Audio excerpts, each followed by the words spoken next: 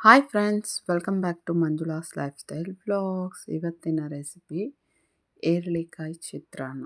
ಈಗ ನಾನು ನಿಮಗೆ ತೋರಿಸ್ತಾ ಇದ್ದೀನಿ ನೋಡಿ, ಇದೇ ಹೇರಳಿಕಾಯಿ. ನನ್ನ ಹತ್ರ ಒಂದು ಕಾಯಿ ಇತ್ತು, ಅದನ್ನು ಬಳಸ್ಕೊಂಡು ನಾನು ಚಿತ್ರಾನ್ನ ಮಾಡ್ತಿರೋದು. ನೋಡಿ ಫ್ರೆಂಡ್ಸ್, ಈ ಹೇರಳಿಕಾಯಿ ಚಿತ್ರಾನ್ನ ಎಷ್ಟು ಕಲರ್ಫುಲ್ಲಾಗಿ ಯಮ್ಮಿಯಾಗಿರುತ್ತೆ ಗೊತ್ತಾ. ನಿಂಬೆ ಹಣ್ಣಿಲ್ವಾ, ಅದೇ ಥರ ಇದು ಗಾತ್ರದಲ್ಲಿ ದೊಡ್ಡದಾಗಿರುತ್ತೆ. ಅದನ್ನು ಹೇರಳಿಕಾಯಿ ಅಂತಾರೆ. ತುಂಬ ಚೆನ್ನಾಗಿರುತ್ತೆ. ಬನ್ನಿ ಈಗ ಹೇಗೆ ಮಾಡೋದು ಅಂತ ನೋಡ್ಕೊಂಡು ಬರೋಣ. ಮೊದಲಿಗೆ ಬಾಣಲೆ ಇಟ್ಟಿದ್ದೀನಿ. ಅದು ಬಿಸಿ ಆಗಿದ ತಕ್ಷಣ ಇಲ್ಲೊಂದು 5ರಿಂದ 6 ಸ್ಪೂನ್ ಆಗೋಷ್ಟು ಎಣ್ಣೆನ ಹಾಕ್ಕೊಂಡಿದ್ದೀನಿ. ಎಣ್ಣೆ ನಾವು ಬಿಸಿ ಮಾಡಲಿಕ್ಕೆ ಇಟ್ಕೊಂಡಿದ್ದೀವಿ. ಎಣ್ಣೆ ಬಿಸಿ ಆದಮೇಲೆ ನಾನಿಲ್ಲೊಂದು ಸ್ವಲ್ಪ ಕಡಲೆ ಬೀಜನ ಹಾಕ್ಕೊಳ್ತಾ ಇದ್ದೀನಿ. ಅದನ್ನು ಫ್ರೈ ಮಾಡ್ಕೊಳ್ಳೋಣ ಸಣ್ಣ ಉರಿಯಲ್ಲೇ. ಅದು ಚೆನ್ನಾಗಿ ಕ್ರಿಸ್ಪ್ ಆಗೋವರೆಗೂ ನಾವು ಫ್ರೈ ಮಾಡಿಕೊಂಡು ಎತ್ತಿಟ್ಕೋಬೇಕು ಫ್ರೆಂಡ್ಸ್. ಆವಾಗ ನಮಗೆ ಚಿತ್ರಾನ್ನ ಲಾಸ್ಟಲ್ಲಿ ಹಾಕ್ಕೊಂಡು ತಿಂತಿದ್ರೆ ಮಜಾ ಬರುತ್ತೆ. ಅಂದರೆ ಮಧ್ಯೆ ಮಧ್ಯೆ ಕ್ರಿಸ್ಪಿಯಾಗಿ ಸಿಗುತ್ತೆ. ಹಾಗಾಗಿ ಇದನ್ನು ನಾವು ಮೊದಲೇ ಫ್ರೈ ಮಾಡ್ಕೊಂಡು ಎತ್ತಿಟ್ಕೊಳ್ಳೋದು. ಈಗ ನೋಡಿ, ನಾನು ಎಲ್ಲ ಫ್ರೈ ಆಗಿದೆ ಅಲ್ವಾ, ಕಡಲೆ ಬೀಜನೆಲ್ಲ ಎತ್ತಿಟ್ಕೋತಾ ಇದ್ದೀನಿ. ಇದನ್ನೆಲ್ಲ ಎತ್ತಿಟ್ಕೊಂಡಾದ್ಮೇಲೆ ಹೇಗೂ ಎಣ್ಣೆ ಕಾದೇ ಇದೆ ಅಲ್ವಾ, ಅದೇ ಎಣ್ಣೆಗೆ ನಾವು ಒಗ್ಗರಣೆ ಮಾಡ್ಕೊಳ್ಳೋದು. ಈಗ ನೋಡಿ, ನಾನು ಇದಕ್ಕೆ ಒಂದು 1/2 ಸ್ಪೂನ್ ಆಗೋಷ್ಟು ಸಾಸಿವೆ ಹಾಕ್ಕೊಳ್ತಾ ಇದ್ದೀನಿ.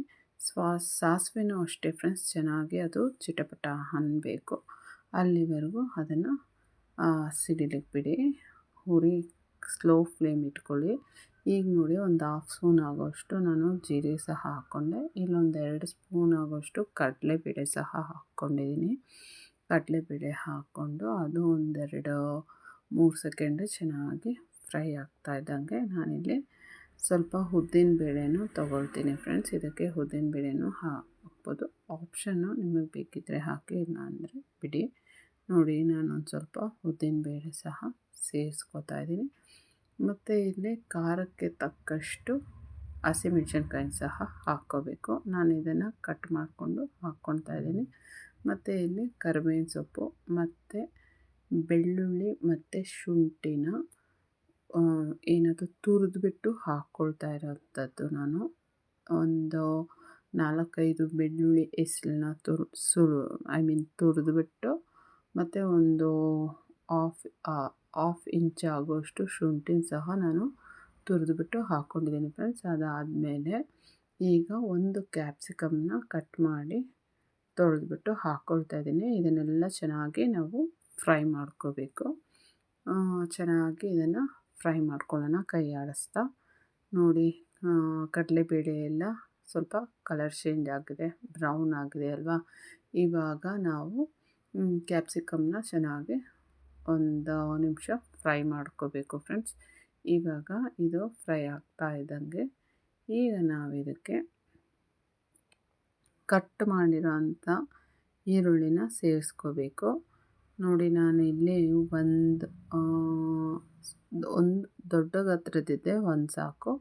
ನಾನಿಲ್ಲಿ ಸಣ್ಣದಿತ್ತು, ಹಾಗಾಗಿ 3 ಈರುಳ್ಳಿನ ಹಚ್ಚಿಬಿಟ್ಟು ಹಾಕ್ಕೊಳ್ತಾ ಇದ್ದೀನಿ. ನೋಡಿ, ಸಣ್ಣಕ್ಕೆ ಹಚ್ಚಿದ್ದೀನಿ, ಅದನ್ನು ಹಾಕ್ಕೊಳ್ತಾ ಇದ್ದೀನಿ. ಈಗ ಚೆನ್ನಾಗಿ ಮಿಕ್ಸ್ ಮಾಡ್ಕೊಳ್ಳೋಣ ಫ್ರೆಂಡ್ಸ್. ಇದನ್ನು ಈಗ ನಾನು ಏನು ಇಷ್ಟೊತ್ತು ತೋರಿಸ್ದೆ ಅಲ್ವಾ, ಈರುಳ್ಳಿ ಹಾಕೋಕ್ಕಿಂತ ಮುಂಚೆ ಕ್ಯಾಪ್ಸಿಕಮ್ ಅಲ್ಲಿವರೆಗೂ ಹಾಕ್ಕೊಂಡು, ನಿಮ್ಗೆ ಈರುಳ್ಳಿ ಇಷ್ಟ ಇಲ್ಲದಿದ್ದರೆ ಅದಕ್ಕೆ ಸ್ವಲ್ಪ ತೆಂಗಿನ ತುರಿ, ಕೊತ್ತಂಬರಿ ಸೊಪ್ಪು ಮತ್ತು ಇದು ಹೇರಳಿಕಾಯಿ ಜ್ಯೂಸ್ ಹಾಕ್ಕೊಂಡ್ರೆ ಅದು ಚೆನ್ನಾಗಿರುತ್ತೆ, ವಿತೌಟ್ ಈರುಳ್ಳಿ. ಬಟ್ ಈರುಳ್ಳಿ ಕೂಡ ಹಾಕ್ಕೊಂಡ್ರೂ ಚೆನ್ನಾಗಿರುತ್ತೆ. ಈಗ ನೋಡಿ, ಈರುಳ್ಳಿ ಹಾಕ್ಕೊಂಡ್ಮೇಲೆ ಇದಕ್ಕೆ ಸ್ವಲ್ಪ ಹಿಂಗು ಮತ್ತು ಸ್ವಲ್ಪ ಉಪ್ಪು ಸಹ ನಾನು ಸೇರಿಸ್ಕೊಂಡಿದ್ದೀನಿ. ಅದು ಹಾಕ್ಕೊಂಡು ಚೆನ್ನಾಗಿ ನಾವು ಫ್ರೈ ಮಾಡ್ಕೊಳ್ಳೋ ಅಂಥದ್ದು. ನೋಡಿ, ಈಗ ಈರುಳ್ಳಿ ಎಲ್ಲ ಸ್ವಲ್ಪ ಫ್ರೈ ಆಗ್ತಾಯಿದೆ. ಈಗ ಚೆನ್ನಾಗಿ ಎಲ್ಲ ಕಡೆ ಈವನಾಗಿ ಫ್ರೈ ಮಾಡ್ಕೋಬೇಕು.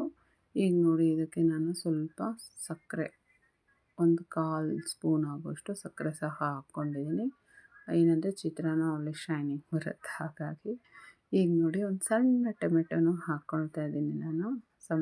ಸಣ್ಣ ಟೊಮೆಟೊನೂ ಹಾಕ್ಕೊಂಡು ಚೆನ್ನಾಗಿ ಇದನ್ನು ನಾವು ಫ್ರೈ ಮಾಡ್ಕೋಬೇಕಾಗುತ್ತೆ ಫ್ರೆಂಡ್ಸ್. ಈಗ ಇದೆಲ್ಲ ಚೆನ್ನಾಗಿ ಫ್ರೈ ಆಗ್ತಿದ್ದಂಗೆ ನಾನು ಇಲ್ಲೊಂದು ಸ್ವಲ್ಪ ಅರಿಶಿನ ಸಹ ಸೇರಿಸ್ಕೊಳ್ತಾ ಇದ್ದೀನಿ. ಅರಿಶಿನನೂ ಹಾಕ್ಕೊಂಡು ಚೆನ್ನಾಗಿ ಇದನ್ನು ನಾವು ಮಿಕ್ಸ್ ಮಾಡಬೇಕು.